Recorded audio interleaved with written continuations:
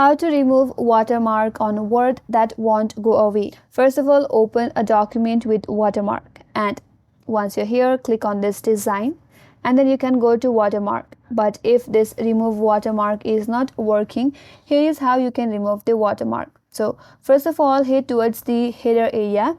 Then you have to keep on clicking on the heading area until you have this header part displayed in your document. Now all you have to do is move your cursor towards the watermark and then click on here. Once you have done that, all you have to do is press backspace key in your keyboard. There you go. Now the watermark is removed. Now you have to repeat the same steps for all your pages with watermark, and then you can close header and footer. So that's how you can remove watermark on Word that won't go away.